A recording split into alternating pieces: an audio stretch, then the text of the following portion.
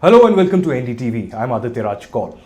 Over the last many weeks, ever since Donald Trump has slapped 50% tariffs on India, there has been, in fact, a trade negotiation deal that has been happening right now. But will it be a reality by November this year? Will Trump and Modi meet on the sidelines of the ASEAN in Malaysia? Joining me right now is Mr. Mukesh Aghi, the CEO and President of US-India Strategic Partnership Forum. Thank you very much. Good to meet you.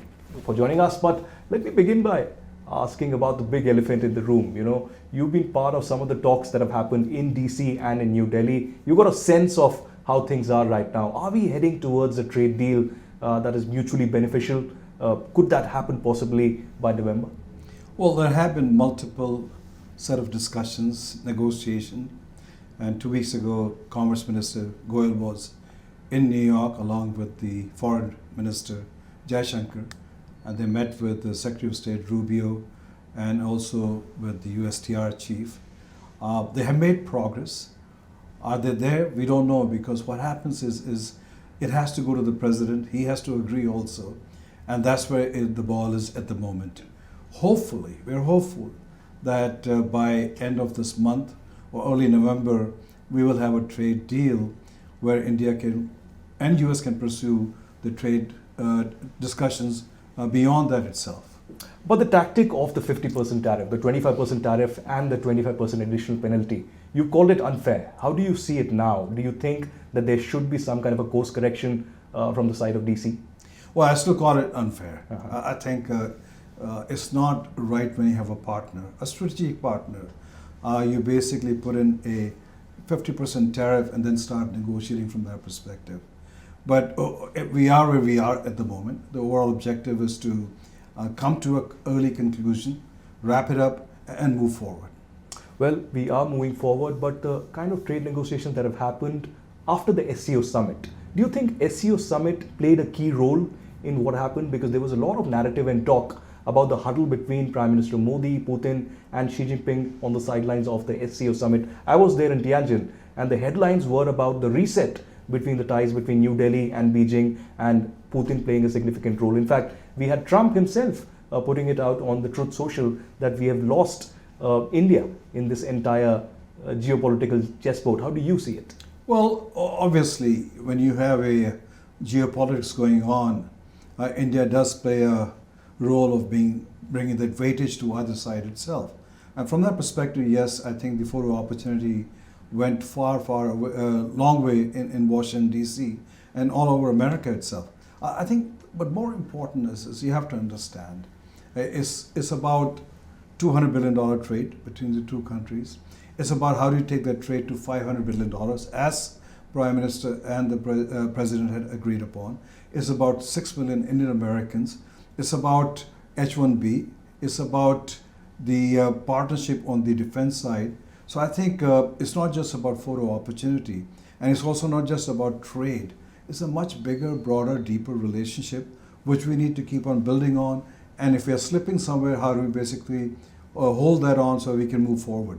You know, one of the issues that has been raised constantly by the White House and a lot of advisors of Trump, especially Peter Navarro, is about the Russian oil. You know, a lot of remarks that went out not so great with New Delhi about the Brahmins profiteering and other remarks. Do you think Russian oil really played a key role? Was it really the main issue, or is this other domestic political concerns for Trump? Well, I don't think Russian oil is the issue here, because India was buying Russian oil when Biden administration was there. They're the one who agreed and encouraged India to buy it, to take off the pressure from global pricing. The issue is much beyond that.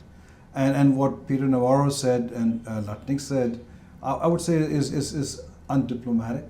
You don't call nations in such a derogatory manner. I think India is a proud country. It's a rising power, 1.4 billion people. So I think you have to deal with a lot of respect, and it has to be mutual. So I think Russian oil was just an excuse. It is an excuse. I think there are other issues that those needs to be sorted out. You know, Trump and Modi have had some kind of a bonhomie over the last many years. You know, after the recent, I would say a sticky patch in the relationship, there has been again a reset. You know, Trump wishing Modi on his birthday, 75th birthday, and then Prime Minister Modi acknowledging Trump's role in bringing peace to Russia-Ukraine conflict and also the Gaza peace deal. Do you think the Bonhomme can now play a critical role in the trade deal and balancing of the ties in future? No, absolutely. You have to understand that we had to bring the temperature down. And by President wishing the Prime Minister a very happy 75th birthday was the right way to bring the temperature down. The Prime Minister tweeting, complimenting the President on his effort on Gaza and also in Ukraine brings the temperature down. The question you have to ask is as we move forward, you have a president who would like to do deals by himself.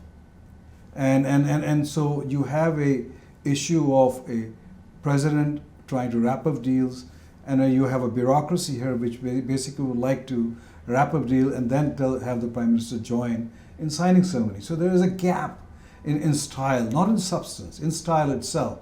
And I think we have to overcome that. And there is a sense of, I call trepidation also, that you come in and you don't want the Prime Minister negotiating nuts and bolts also. So we understand India's position, but at the same time, your president's style is he wants to negotiate himself.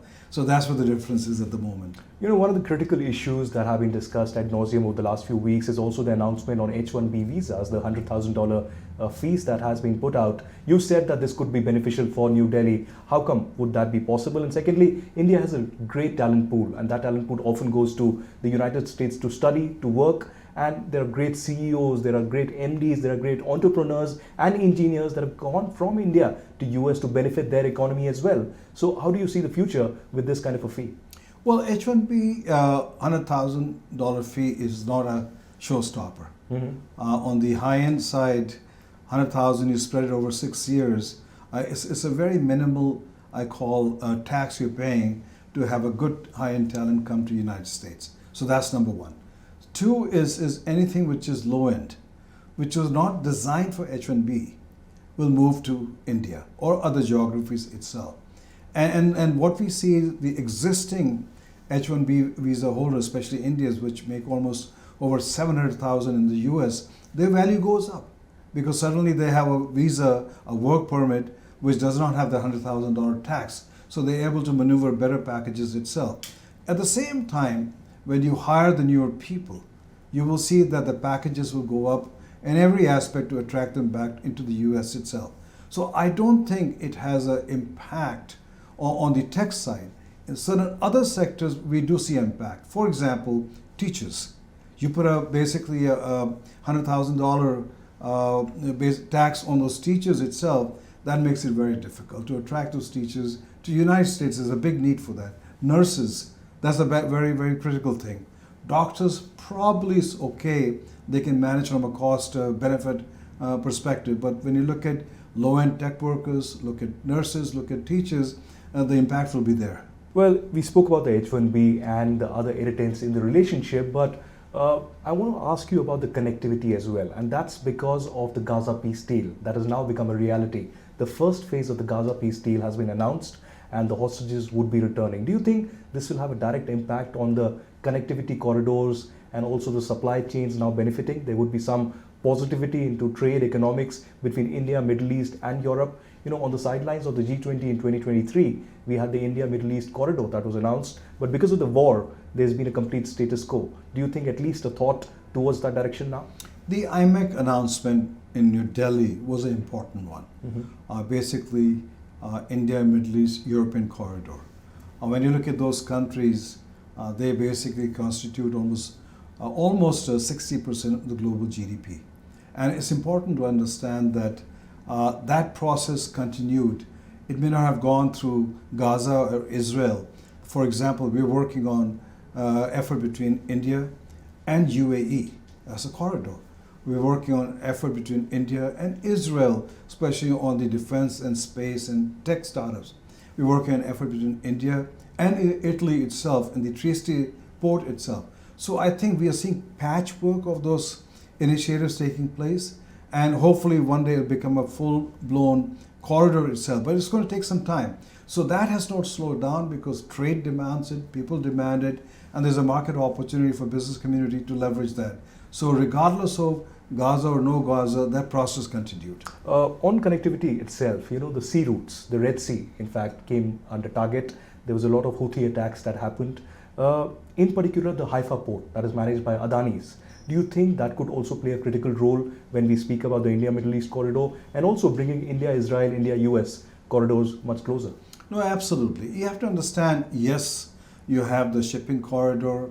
Now we're talking about having a rail corridor. I talked to FedEx, they're trying to set up basically a trucking corridor within the Middle East itself. But you have to understand, it's not just about physical corridor. We're talking about cyber corridor. We're talking about the financial corridor. We're talking about skills corridor. We look at every aspect of taking the India's financial stack on payment side and putting the corridor itself. So the opportunities are tremendous. It's just a matter of looking at each one of them between each country and taking it forward. Yet another conflict that has played a critical role 3.5 years has been the Russia-Ukraine conflict. Trump, in fact, in the run-up to the election said that he will solve that problem. And there have been negotiations. There was the Alaska Summit. And again, there are some back-channel dialogues that are on. Do you feel that in the next few weeks or months, there could be a critical ceasefire, a permanent ceasefire, an action plan for peace in Russia-Ukraine that could again pave the way for better economy globally? Well, as the Prime Minister said that this is not the era of war. And I think it's unfortunate that we are looking at a war which takes us back to almost medieval times, except it's now more drone-based, much more highly technical. Will it stop in the near future? We don't know, but we want to make sure that at least all the energy efforts are being put in to have it stopped in the next few months itself, because both sides are losing lives, both sides are losing economic opportunity, and it does create a turbulence in the global arena also, because suddenly you have Russia, China, Iran, Turkey almost on one side, and then India being caught in the middle between Russia and the United States itself. So I think the efforts are there by everybody to make sure that at least you come to a solution. Will that be a short term? I don't think so, because I think it's a rather complex environment. It'll take some time. Putin has a very strong opinion, and so is the president driving it from that perspective. You have President Zelensky, who can't give up the land itself. So things are quite complicated, but we hope and wish that they will come to a peaceful resolution. Well, you observed the India-US ties over the last many years. Recently, 19 lawmakers, all of them Democrats, have written to President Trump to reconsider the kind of tariffs and the kind of developments and policies that have been put in place. So how do you analyze now, in the months and years from now, the India-US relationship? There's been a bipartisan support. Both Democrats and Republicans have been supportive of the DC-New Delhi dosti, if I can say so. How to take that forward? Well, one thing I'd like to emphasize that the US-India relationship are not broken. Yes, there is a political disagreement between Washington and Delhi, but I talked to almost 70 plus CEOs last 2 months, not a single one of them said that they will move their supply chain out of India or they will stop the investment out of India. They continue to invest in India itself. When you look at the students, the numbers keep on going up. Yesterday there's a pressure on the visa side, but that interest and commitment continues. When you look at 6 million Indian Americans, they are focused on helping bridge the gap itself. The military exercise between India and United States, they continue in every aspect. Technology transfer, they're taking place. So I think it will be wrong to say the relationship have broken. Yes, on the political surface, it has broken, but overall, the sentiment, the investments, the emotions continue to grow between the two countries. The political disagreements that you spoke about, do you see that, President Trump is more nationalistic in his tone? He wants America first, and that's been his domestic what audience wants. And similarly, Prime Minister Narendra Modi has been speaking about Startup India, Atmanirbhar Bharat, Make in India, and that's why it makes it a little complicated, a little more difficult to bring them both together. Well, I would say that America first and Atmanirbhar Bharat, they can be complementary. You look at Apple. Apple is building all of the iPhone 17 in India and supplying to the rest of the world. It's Make in India, but also helping America from that perspective, because we have shortage of talent, we have shortage of capacity. It takes time to bring back all of manufacturing back into the US itself. You look at the US defense companies, they're working on basically bringing a component of Javelin and other missiles in India itself. The helicopters, Swarovski, the cabins are made in Hyderabad itself. When you look at Indian companies setting up contract manufacturing in pharma, in electronics in Arizona, in the state of Washington or New Jersey, they are creating jobs in the United States. So I think the Atmanirbhar Bharat and America First are complementary to each other. So so you can find a balance between the two countries and take it forward. And last two questions. You spoke about the defense ties as well, and this is the time when major defense powers are trying to strike deals with India. We've had very robust cooperation with Russia, with France, with Israel as well, and with US, if I may add. And there was this talk about the F-35 earlier this year. Do you think Trump is really using that as a bargaining chip, or wants more defense cooperation with New Delhi, really to settle the balancing between both these countries? Well, India is saying, listen, we want to partner with the United States on defense side, because geopolitically both countries are aligned vis-a-vis China. There's a Quad, there's I2U2, and then there's definitely IMAC itself. So we are seeing geopolitical alignment happening between the two countries. Yes, US would like to sell more defense equipment, and there's no limitation on technology itself, including F-35. And India is saying, listen, we don't want to buy fish, we want to learn how to catch fish also. That means manufacture them in India, transfer the technology itself. And that's where I think the negotiation taking place. US has gone quite far in the senses the GE hot engine being manufactured in India is a good start itself.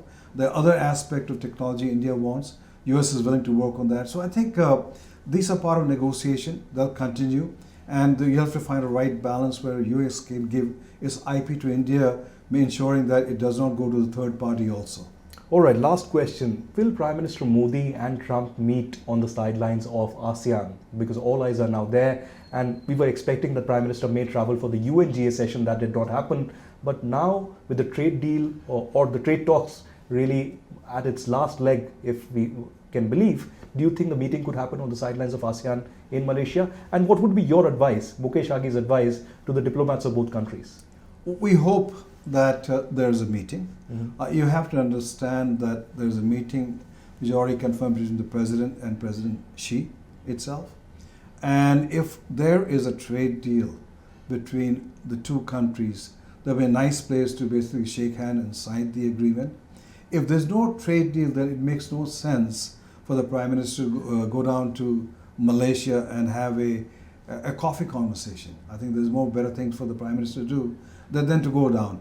So to answer your question, I think it all depends on if both sides can come to an agreement on the trade, and so at least you can sign it, announce it, and shake hands. Well, all right. Hope for the best, that both countries come together and there is a mutually beneficial trade deal. Thank you very much. Thank you very Mukesh much. Aghi, for Good to joining meet us. you. Yeah, then.